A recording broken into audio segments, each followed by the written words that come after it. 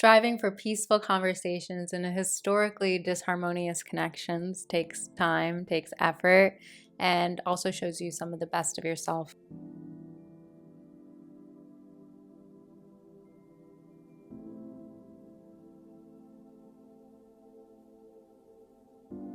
Hey you, I'm Anissa.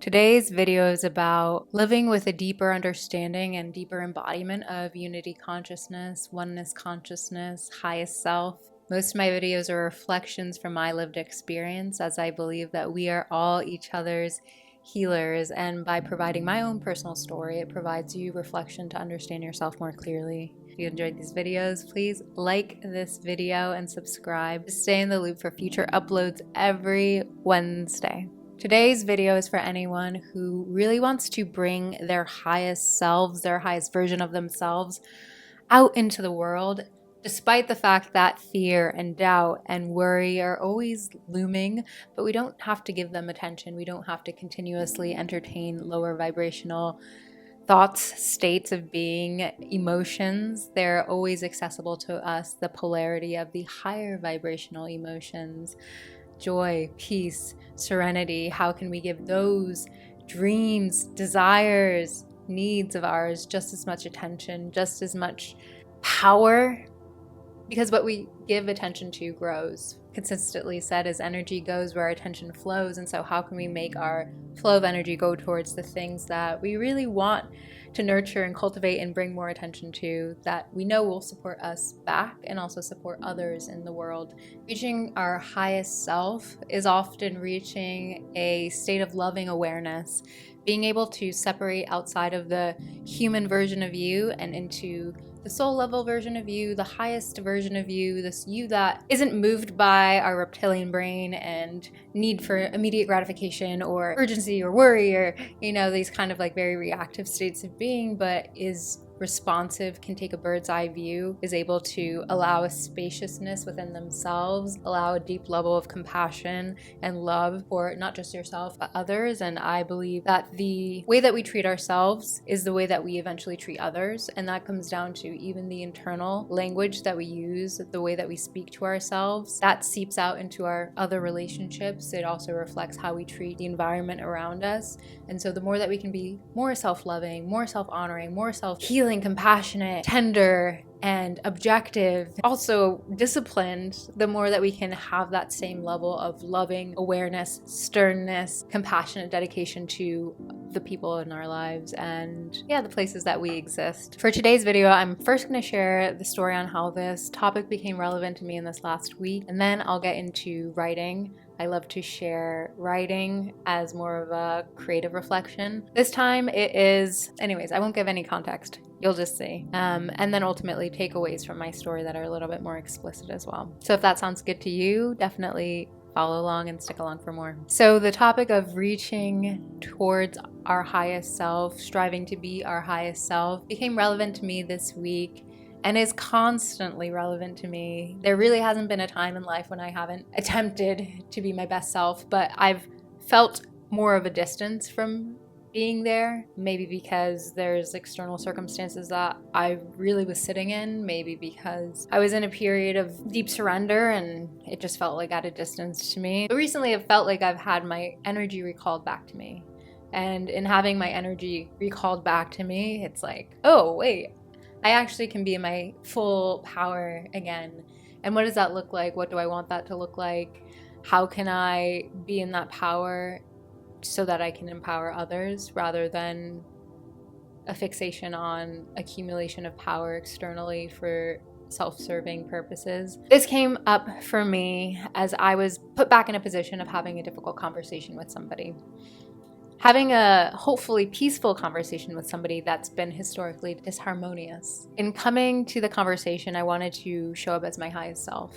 And there might be people that you've historically been challenged by, and I believe that you shouldn't give up on showing up as your highest self in those conversations and seeing how you can improve, because there are very few things that grow our actual confidence more than challenging situations, conflicts with people, navigating them well, and the people that we become and see ourselves as on the other side of them if we do a good job. Sometimes when you see these people that you're going to have a discussion with as the other, as somebody who is not you, then it's easy to become critical, judgmental, enter a state where you're trying to get your agenda across and you're not really listening as deeply, and you're not necessarily tuned into their emotional states and what might be behind their choice of words. You're not listening for their emotions and as attuned intuitively to really what their needs are.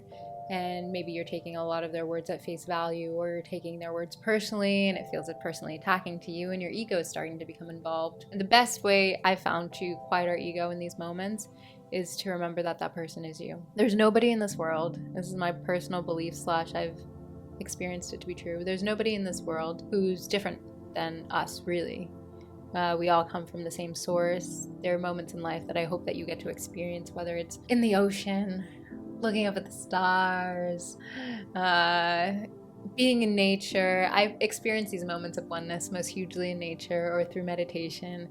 But sometimes it is also looking back at somebody who you see yourself in. And it might be a parent, it might be your child, it might be somebody personally related to you. It's easier to see it in people who share maybe more of our physical traits.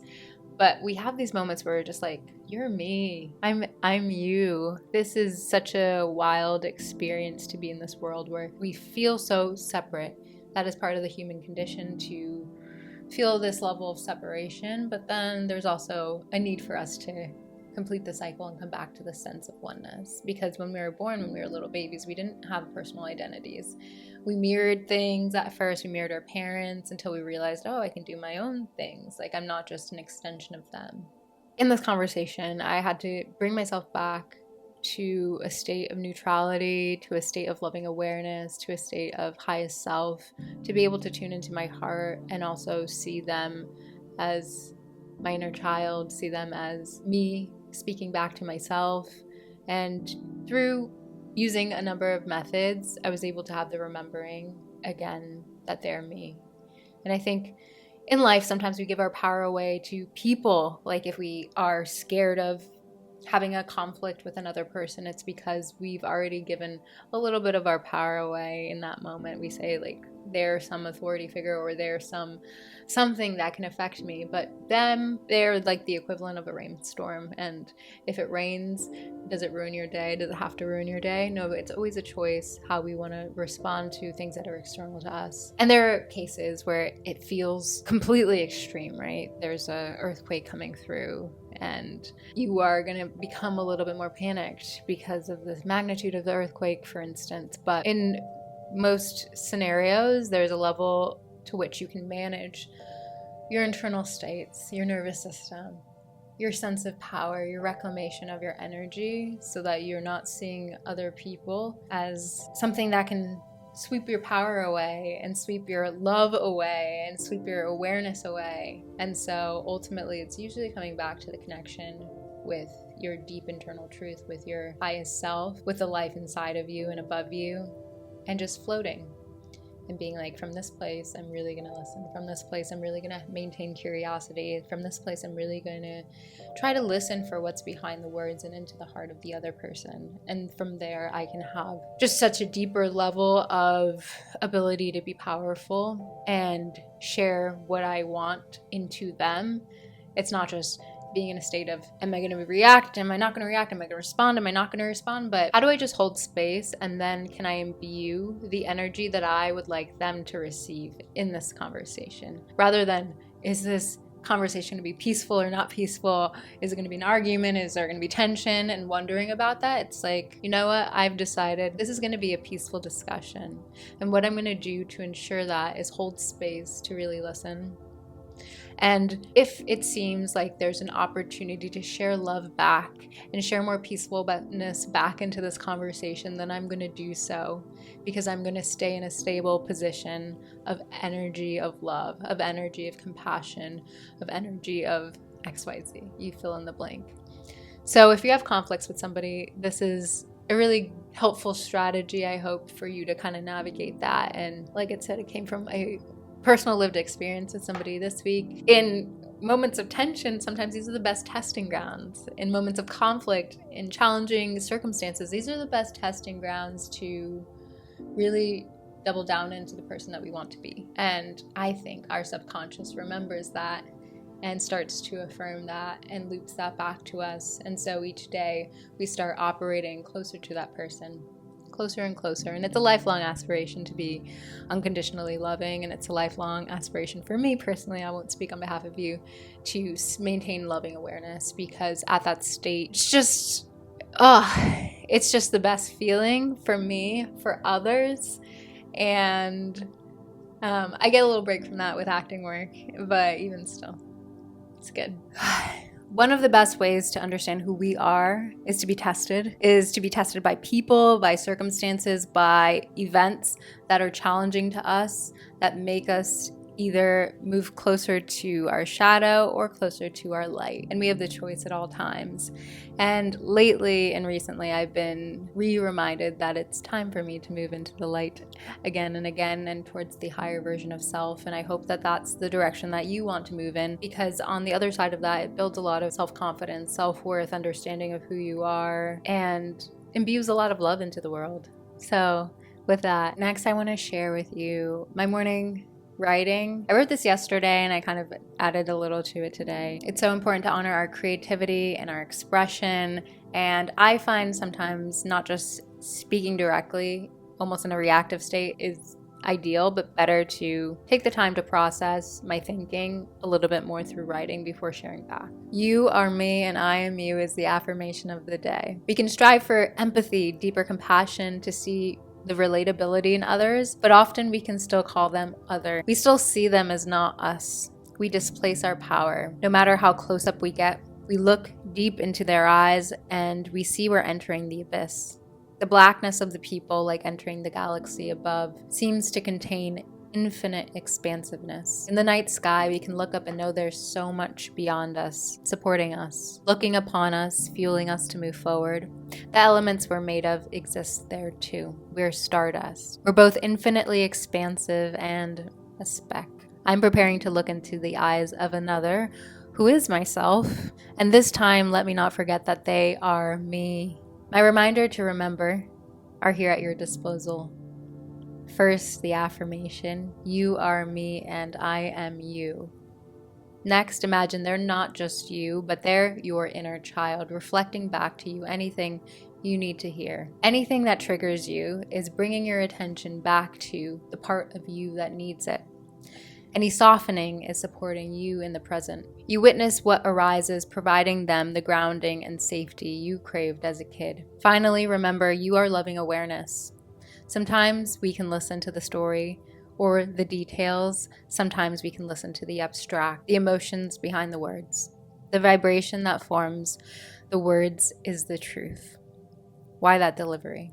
Is it coming from a place we can identify inside of ourselves? Calling back our power is to be a loving presence for others.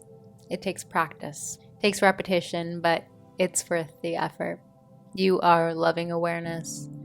They are you. You are everything. I hope you enjoyed that writing. I'm wishing you so much ease as you navigate difficult conversations, as you navigate tensions in your life, difficulties, and you get these opportunities to show yourself the highest version of yourself in all of these moments. And so I hope that you welcome that. If you've enjoyed this video, please like this video and subscribe to stay tapped into future uploads. Sending you so much more ease, so much more rising higher in this week ahead. Much love.